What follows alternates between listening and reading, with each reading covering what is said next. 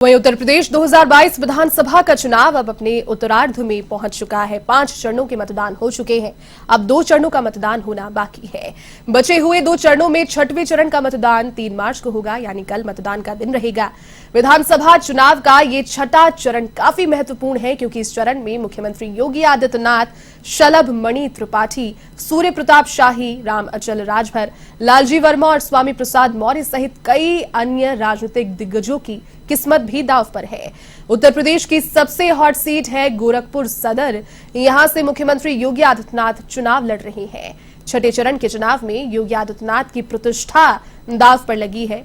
योगी लगातार कई बार सांसद रहने के बाद 2017 में उत्तर प्रदेश के मुख्यमंत्री बने और अब पहली बार गोरखपुर सदर से विधायक का चुनाव वो लड़ रही हैं। इसके खिलाफ आपको बता दें कि उनके खिलाफ इस चुनावी मैदान में इस बार चंद्रशेखर हैं, जबकि समाजवादी पार्टी से सुभावती शुक्ला चुनावी मैदान में है।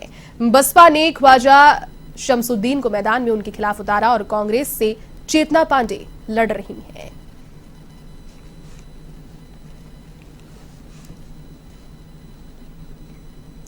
तो कल 6ठे चरण का मतदान होगा और लगातार कई दिग्गजों की साख दाव पर इस चुनाव में लगी हुई है, जो संबंध में रैलियां, जनसभाएं और रोड शोज के माध्यम से वोटर्स को लुभाने की कोशिश करते हुए सभी दिग्गज और स्टार प्रचारक यूपी चुनाव में देखने को मिले। और इसी के साथ यूपी चुनाव अपने अंतिम चरण की ओर पहुंच जाएगा। 7वां चरण सिर्फ शेष रहेगा कल के चुनावों के बाद में, कल के मतदान के बाद।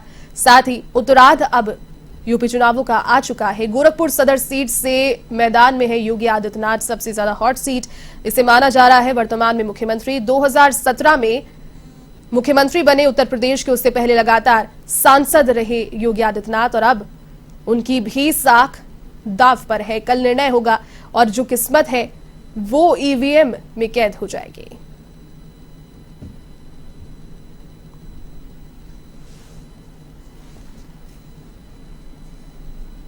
चलिए अधिक अपडेट के साथ सहयोगी अनिकेत तिवारी इस वक्त फोन लाइन पर जुड़ चुके हैं। अनिकेत, देखिए 6ठे चरण का चुनाव कल और कई दिग्गजों इंक्लूडिंग योगी आदित्यनाथ की भी प्रतिष्ठा कल के चुनाव में दाव पर है और कल के बाद सिर्फ एक 7वां चरण अब शेष रहेगा। तो कहीं ना कहीं अपने अंतिम दौर में यूपी चुनाव पहुंच गया है। एक लंबे समय तक जो कमोपेश बनी रही उसके अंतिम क्षण, अब कुछ बताएं, क्या जानकारी और क्या फिलहाल तैयारियां?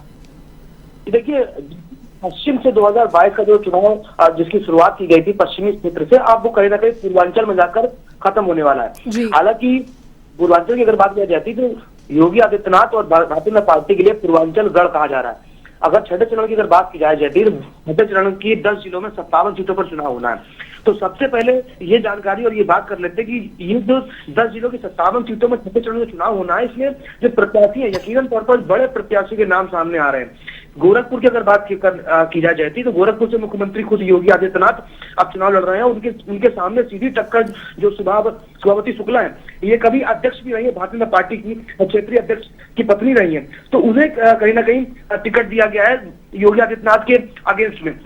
हालांकि तिवारी परिवार की अगर बात की जाए तो उसकी एक बड़ी भूमिका रही है समाजवादी पार्टी की सुभावती शुक्ला को टिकट दिलाने की। और वहीं अगर बात की जाए बसपा से, तो बसपा से ख्वाजा शमसुद्दीन है और वहीं कांग्रेस से चेतना पांडे को उतारा गया है। तो योगी आदित्यनाथ के सामने 3 ऐसे प्रत्याशी हैं। हालांकि जो लड़ाई है सीधी सीधी वो कहीं ना कहीं सुभावती शुक्ला समाजवादी पार्टी के प्रत्याशी से देखने को मिल रही है।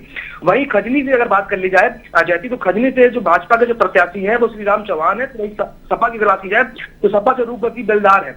तो ऐसे तमाम नाम है कि जो बड़े नाम है, चाहे शलभ मणि त्रिपाठी की बात कर ली जाए, सूर्य प्रताप शाही की बात कर ली जाए, ब्रह्मा शंकर त्रिपाठी की बात कर ली जाए, ये स्वामी प्रसाद मौर्य की बात कर ली जाए, ये वो बड़े नाम है जैती जो 6ठे चरण में जिनकी किस्मत दांव पे लगने वाली है। हालांकि 6 चरणों के बाद में अब सिर्फ अंतिम चरण रह जाएगा, जो 7 तारीख को उसका चुनाव होना है। उसके बाद में 10 मार्च को नतीजे आएंगे और ये तय होगा कि उत्तर प्रदेश के 2022 के विधानसभा चुनावों में जनता का जनाधिकार किसको मिला है, जनता ने किसे पसंद किया है। हालांकि लगातार विपक्ष की बात की जाए तो विपक्ष जो मुद्दे हैं वो पुरजोर से उठाता रहा है, फिर चाहे किसानों का मुद्दा हो, चिट्टा खान का मुद्दा हो। लेकिन अब भारतीय जनता पार्टी उन मुद्दों को किस तरह से बुनाएगी, किस तरह से विपक्ष के जो मुद्दे हैं उनको जिस तरह से विरोध विपक्ष का है उन्हें किस तरह से सार्थक लेकर जाएगी, प्रयास करेगी और लोगों के बीच में क्या संवाद स्थापित हो पाएगा भारतीय जनता पार्टी के बीच में, ये आगामी 10 मार्च में जो नतीजे आएंगे उसके बाद ही तय हो पाएगा। लेकिन ये जरूर तय है कि 6ठा चरण बेहद दिलचस्प और रोमांचक होने वाला है, क्योंकि बड़े दिग्गजों की किस्मत दांव पे लगने वाली है।